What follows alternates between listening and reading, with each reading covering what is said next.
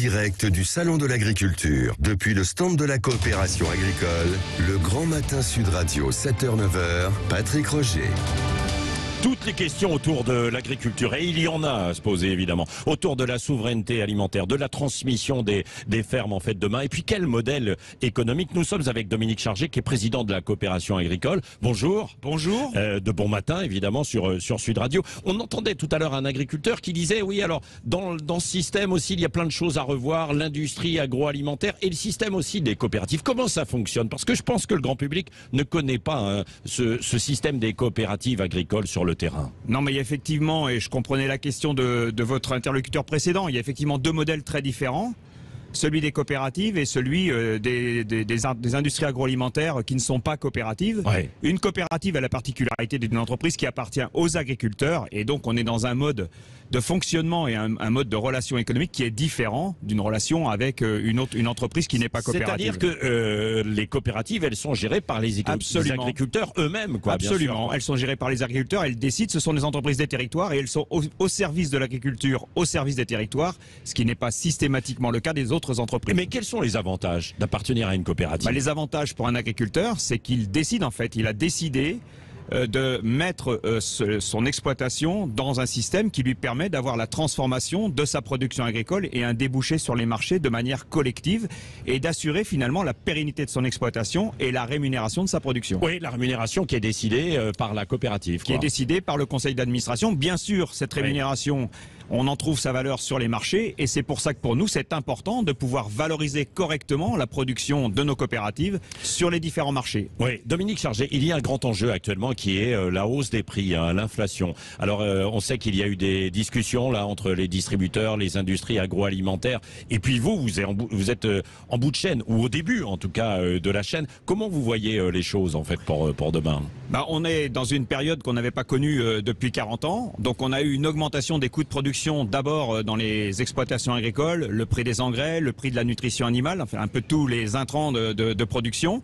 Ça a entraîné mécaniquement une augmentation des coûts de la production agricole. Et puis on a eu dans nos entreprises aussi la transformation, l'augmentation de l'énergie, l'augmentation d'un certain nombre d'intrants aussi comme l'emballage. Tout ça fait qu'effectivement, la valeur, les coûts de production ont augmenté, donc la valeur de l'alimentation a augmenté. Et est-ce que vous pouvez répercuter?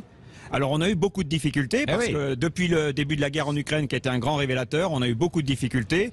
L'année dernière, pour vous citer un chiffre, nos entreprises de transformation ont vu leur marge baisser de 16%. Donc effectivement, quand nos marges baissent de 16%, c'est difficile d'augmenter la rémunération des adhérents des coopératives. Oui, donc c'est l'une des grandes difficultés. Est-ce que ça peut remettre en cause le système français de notre agriculture? Mais il est déjà fragilisé et vulnérabilisé. C'est-à-dire qu'on a vu depuis la crise Covid, et ça s'est renforcé avec la guerre en Ukraine, que notre système d'approvisionnement, notre souveraineté alimentaire n'était pas assurée. On s'est aperçu, alors que nous on tire la sonnette d'alarme depuis le début des années 2000, que nous importions 50% de nos poulets, que nous importons 60% de nos légumes, plus de 50% de nos fruits, et que finalement, depuis l'an 2000, la France, qui était une forte nation de production, a régressé. Nous sommes par exemple passés du rang de 2e exportateur au rang de 6e exportateur à l'échelle mondiale. Alors, où est le problème? C'est parce qu'on produit trop cher en France, ou il y a un problème de concurrence au sein de l'Union européenne et même au sein d'une économie mondialisée? Les problèmes, ils sont effectivement multiples. Il y a les problèmes de ce qu'on appelle les normes, ce qu'on appelle les surtranspositions, c'est-à-dire les règles que l'on s'impose en France, des règles de production sur le bien-être animal, sur notre capacité à pouvoir protéger nos plantes, sur le social, sur le fiscal, et qui sont différentes de nos concurrents européens. Ça veut dire que nous ne pouvons plus produire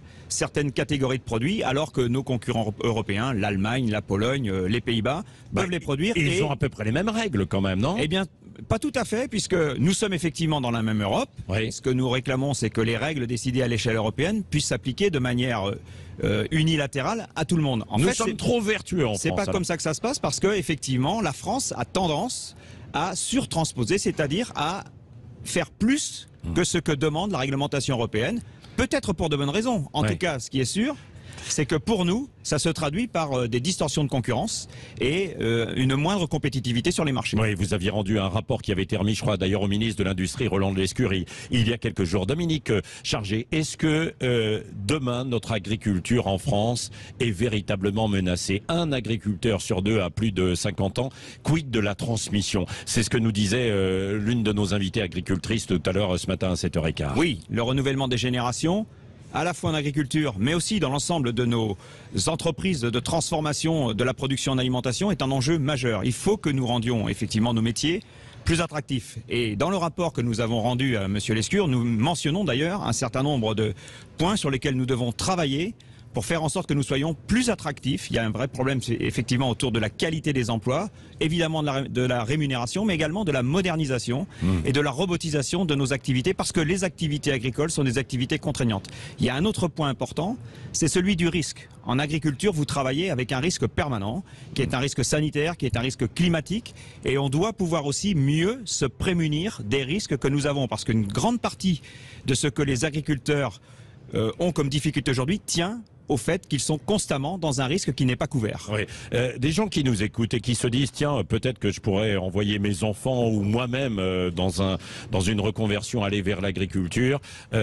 Si vous aviez un argument pour les attirer, parce que là il y a un discours quand même pessimiste, donc ça ne donne pas forcément envie, quoi. Non, nous ne sommes pas pessimistes, et moi je pense que non, mais bon, l'ambiance n'est quand même pas très joyeuse, quoi. Non, les prix à la production agricole ont considérablement augmenté l'année dernière. Le revenu des agriculteurs sur l'année 2022, en tout cas leurs marges, se sont améliorées, et c'est très bien. Et je pense qu'il faut continuer dans ce sens-là.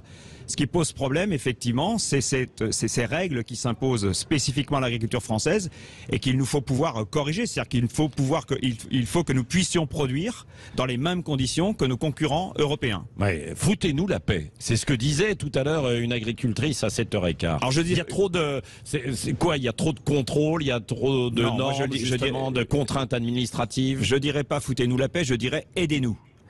Aidez-nous à trouver des solutions alternatives aux molécules qui aujourd'hui doivent être retirées et dont nous savons que nous ne pourrons plus les utiliser dans quelque temps. Aidez-nous à construire des réserves d'eau pour que nous puissions arroser.